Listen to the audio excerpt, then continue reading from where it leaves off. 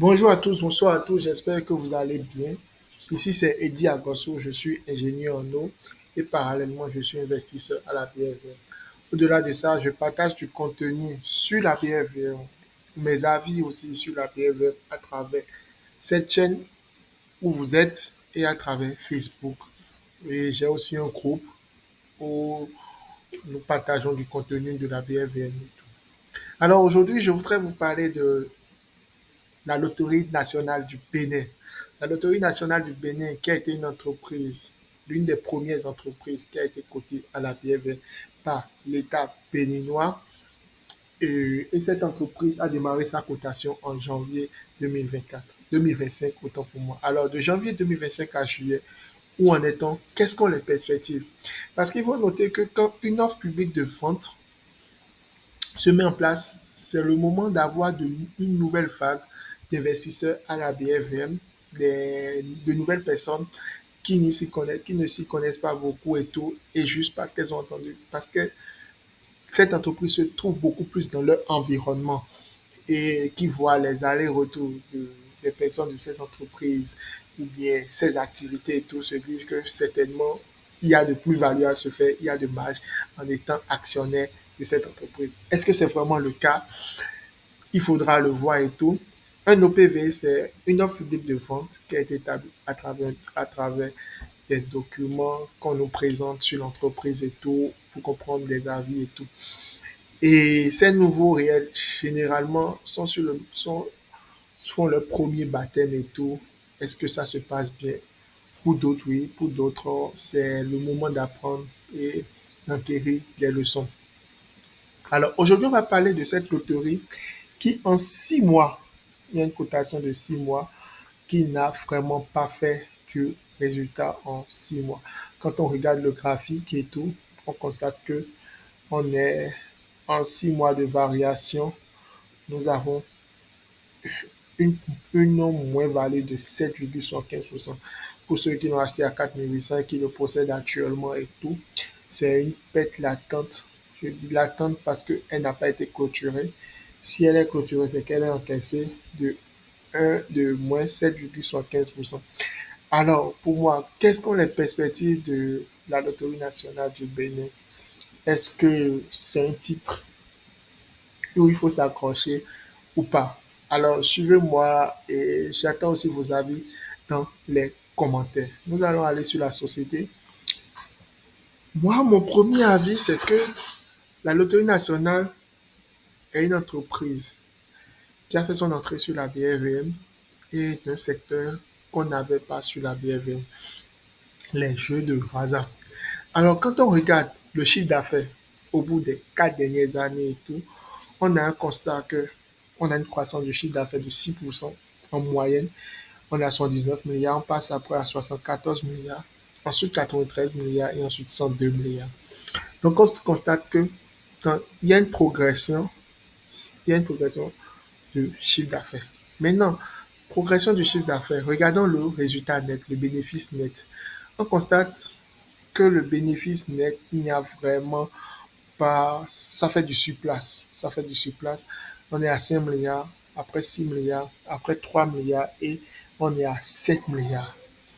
Déjà, il y a un truc qui nous frappe, c'est que on constate que on a un chiffre d'affaires important, mais un résultat net assez faible, qui n'atteint même pas les 10% du chiffre d'affaires. Donc, généralement, des entreprises qui font ces genres de, d'activités comme ça, je l'ai constaté au niveau des entreprises de distribution de produits pétroliers, qui peuvent faire de grands chiffres d'affaires, mais des bénéfices assez faibles. Des bénéfices assez faibles et tout, quand on prend leur chiffre d'affaires et tout. Ici, maintenant, on a ça. Donc, on a une entreprise qui peine à faire 10% de son chiffre d'affaires en termes de résultats nets. Ce qui signifie que certainement, il y a beaucoup de charges, il y a beaucoup, en termes d'exploitation, ça pompe beaucoup. Ça pompe beaucoup pour arriver à ce résultat. Donc, la première des choses, c'est vraiment d'optimiser les exploitations et tout, les charges et tout, trouver des moyens de se faire plus d'argent par rapport à ce chiffre d'affaires qu'on fait, qui est en croissance, mais le résultat net qui fait du yo-yo.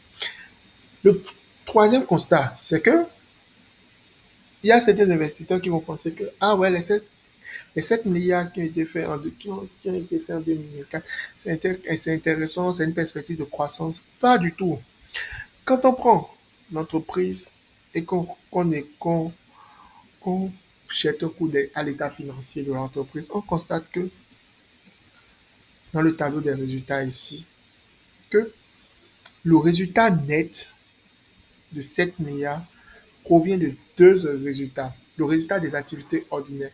Quand on parle de résultats des activités ordinaires, il s'agit des activités de l'entreprise. Ce que l'entreprise fait pour gagner de l'argent, là, c'est dans celle-là tirer ses bénéfices de 5 milliards. Et maintenant, on a le résultat hors activité ordinaire. Hors activité ordinaire, ça signifie quoi? Soit ils vont céder des biens immobiliers qui les appartiennent, soit ils ont cédé une partie d'entreprise qui les appartient, soit ils ont encaissé des dividendes dans une entreprise qui sont, soit ils ont vendu quelque chose, un actif qui les appartient pour avoir ces 3 milliards. Donc, en réalité, l'entreprise a réellement fait 5 milliards de, de bénéfices au niveau de 2024. Mais quand ils ont vendu quelque chose de façon d'un actif qu'ils possèdent, en fait, ils ont 3 milliards, ce qui fait que on se retrouve à 7 milliards quand on retire les impôts. Donc, il faut se mettre en tête que ce résultat est exceptionnel parce qu'ils ont vendu quelque chose et que réellement l'entreprise, ce qu'elle a pu tirer de près de 102 milliards, c'est 5 milliards, ce qui fait à peine 5% de, comment on appelle, 5% du chiffre d'affaires. Allons, hein. Voilà. Donc, ça nous met une puce à l'oreille. La seconde chose, c'est que quand on prend les dividendes et tout, on se retrouve à un dividende de 5,79%. C'est pas mal. C'est pas mal dans le cas où une entreprise, comment on appelle, un compte épargne te verse 3,5%. Mais sur la BRVM, on est dans une moyenne de 7%. 7%. Donc, quand on prend ces résultats et qu'on regarde le PE, le Price Earning Ratio, qui signifie que si le PE de 13 qui est ici, quand il était à 24, c'est que c'est surévalué. C'est-à-dire quand il était à 24, ça veut dire que quoi? Si il fait un résultat net de 3 milliards chaque année, il faudra 24 ans, il faudra 24 ans pour avoir, comment on appelle, son, comment on appelle, son capital.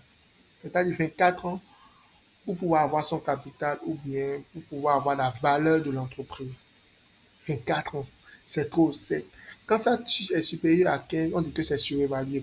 Avec un chiffre d'affaires, avec le bénéfice qui a augmenté, ça diminue. Donc, plus le bénéfice va augmenter, le PR va diminuer. C'est tout à fait normal.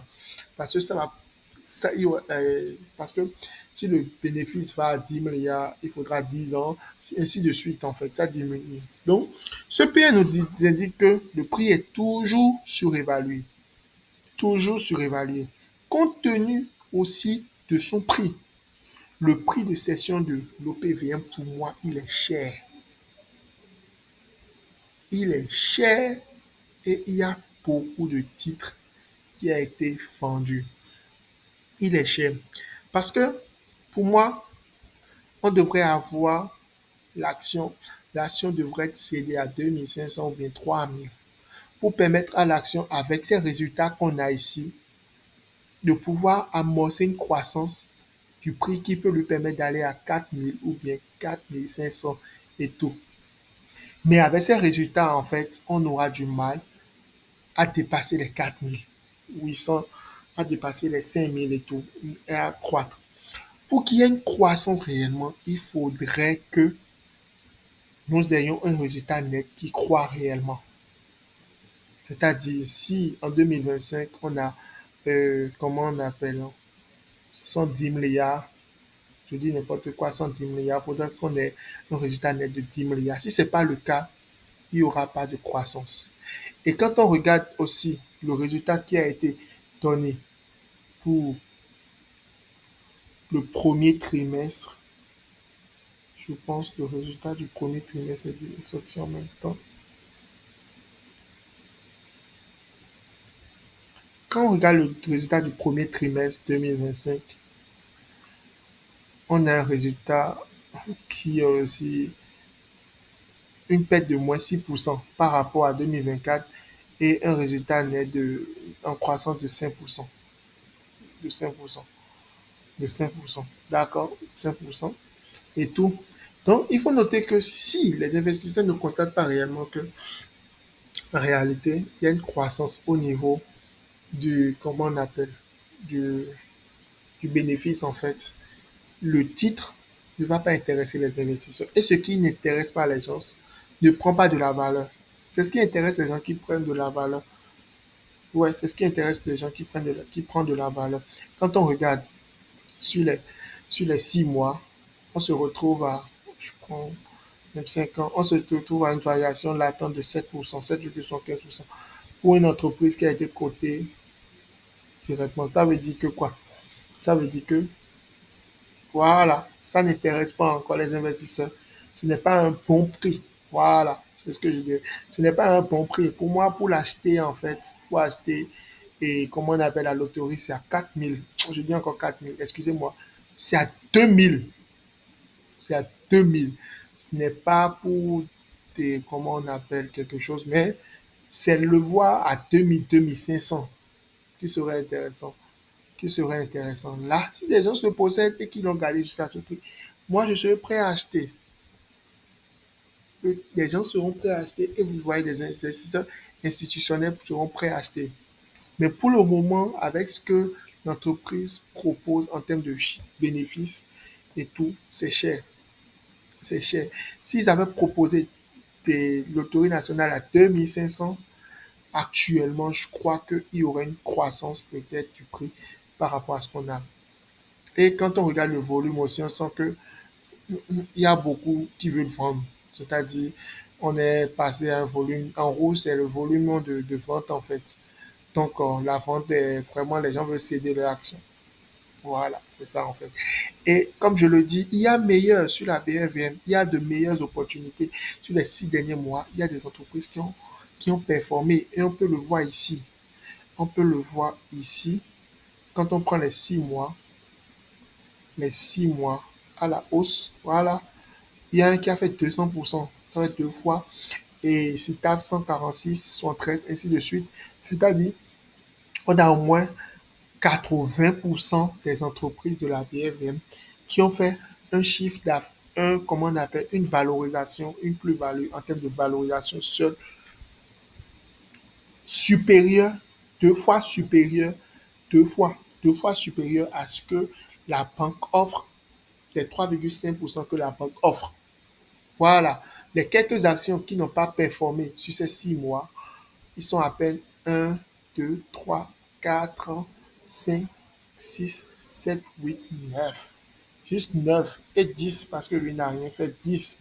Après ça, il n'y a qu'un seul en termes de variation de variation de valorisation qui n'a pas dépassé l'épargne. Peut-être à la fin de l'année, il va dépasser. Mais la plupart, ils ont dépassé l'épargne. La plupart, ils ont dépassé l'épargne et tout.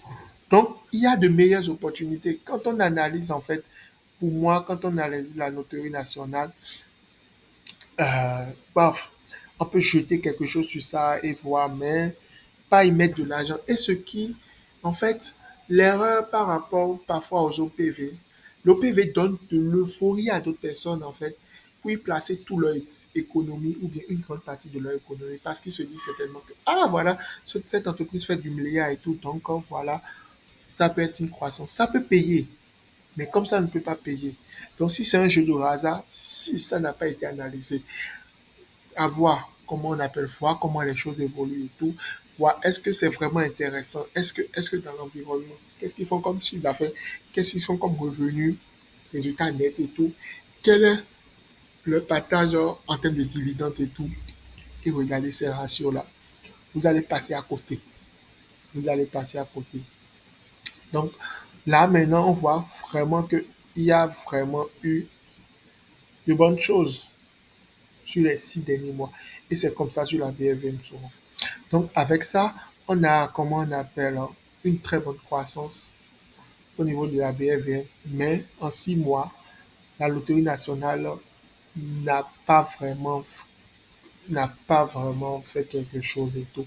Et c'est ça. Et moi, je me dis que bientôt, ça risque de craquer et de s'enfoncer. De s'enfoncer. Alors, dites-moi ce que vous en pensez en commentaire et tout. Dites-moi. Merci.